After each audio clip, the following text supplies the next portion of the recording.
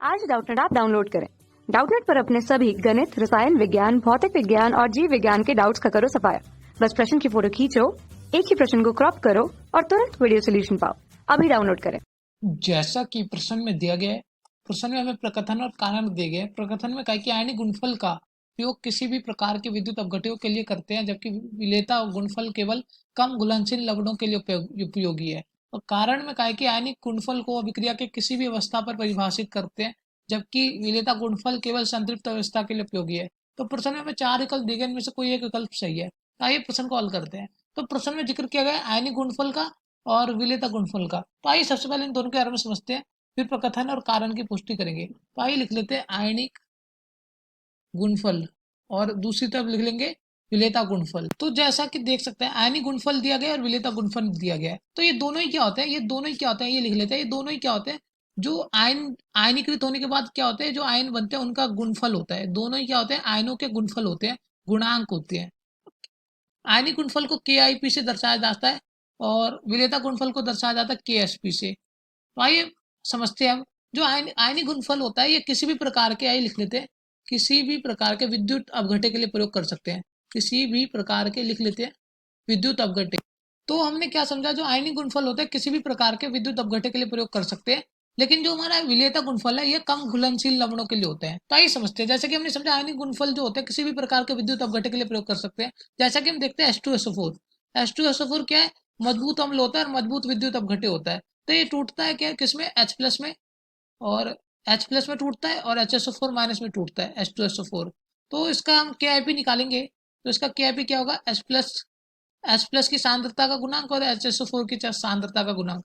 तो ये मजबूत अम्ल है, अरे पानी में आसानी से क्या हो जाता है, घुलनशील हो जाता है। तो इसका KIP हम निकाल सकते हैं, आयनिक गुणनफल। लेकिन KSP नहीं निकालेंगे। KSP क्यों नहीं निकालेंगे, क्योंकि KSP निकलता है किसके लिए, कम घुलनशील के लिए, लेकिन H2SO4 तो ज्यादा घुलनशील होता है। तो KSP किसके लिए निकालते हैं, जो कम घुलनशील होता है। उदाहरण लेते हैं हम, जैसे उदाहरण कई सारे हैं, MgSO4, CaF2, ये सारे उदाहरण है। जैसा कि हम उदाहरण ले लेते हैं MgSO4 का, तो MgSO4 टूटता किसमें, MgSO4 टूटता है Mg+ में, Mg2+ में और SO4 2- में।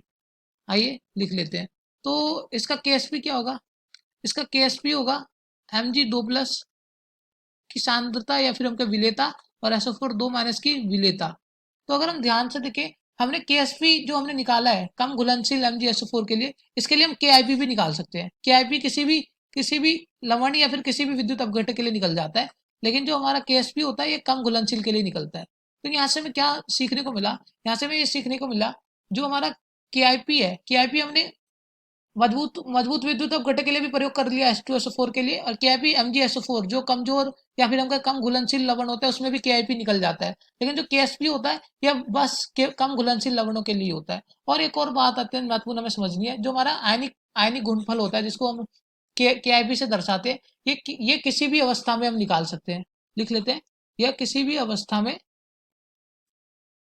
परिभाषित है। हमने क्या समझा, आयनिक गुणनफल क्या होते हैं, किसी भी अवस्था में परिभाषित होते हैं। लेकिन जो हमारे ये जो होते हैं विलेयता गुणनफल, जो अभी हमने समझा विलेयता गुणनफल, ये क्या होते हैं, ये बस संतृप्त अवस्था में ज्ञात किए जाते हैं। संतृप्त अवस्था में, या फिर हम कहें जब अघुलनशील अघुलनशील लवण जो होता है और जो आयन होता है उनके बीच क्या हो, साम्य अवस्था हो, तो उसमें विलेयता गुणनफल क्या होते हैं, परिभाषित होते हैं। तो आइए प्रश्न की तरफ चलते हैं और प्रकथन और कारण की पुष्टि करते हैं। तो प्रश्न में क्या कहा था, प्रकथन में कहा था कि आयनिक गुणनफल का उपयोग किसी भी प्रकार के विद्युत अपघट्यों के लिए करते हैं, जबकि विलेयता गुणनफल केवल कम घुलनशील लवणों के लिए उपयोगी है। तो हाँ जी, हमारा प्रकथन सही है। अभी हमने देखा था जो हमारा आयनिक गुणनफल है यह मजबूत मजबूत विद्युत अपघट्य के लिए भी उपयोग हो रहा था और कमजोर विद्युत अपघट्य के लिए भी उपयोग हो रहा था। और लेकिन जबकि विलेयता गुणनफल के बारे में हमने क्या देखा, यह बस कम घुलनशील लवण MgSO4 CaSO4 के लिए उपयोगी था। तो इसलिए हमारा प्रकथन तो सही है। आइए कारण को देखते हैं। कारण में कहा कि आयनिक गुणनफल को अभिक्रिया के किसी भी अवस्था पर परिभाषित करते हैं, जबकि विलेयता गुणनफल गुणनफल यहाँ पे गुणनफल लिखा है, विलेयता गुणनफल केवल संतृप्त अवस्था के लिए उपयोगी है। तो हाँ जी, हमारा कारण भी सही है। अभी हमने नीचे देखा ही था कि क्या क्या हमने देखा था कि आयनिक गुणनफल हम किसी भी अवस्था पर निकाल पा रहे थे, लेकिन जो विलेयता गुणनफल है बस संतृप्त अवस्था या फिर हम साम्य अवस्था में निकाल पा रहे थे। तो हमारा प्रकथन भी सही है, कारण भी सही है, लेकिन कारण प्रकथन का सही स्पष्टीकरण नहीं देता।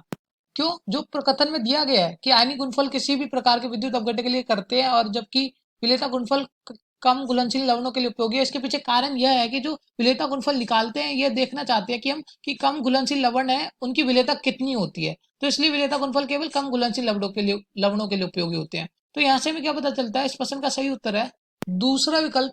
दूसरा विकल्प, क्योंकि दूसरे विकल्प में दिया है प्रकथन और कारण दोनों सही है किंतु कारण प्रकथन का सही स्पष्टीकरण नहीं देता।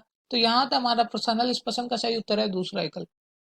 कक्षा 6 से 12वीं से लेकर नीट, IIT, JEE वो एडवांस के लेवल तक 1 करोड़ से ज्यादा छात्रों का भरोसा।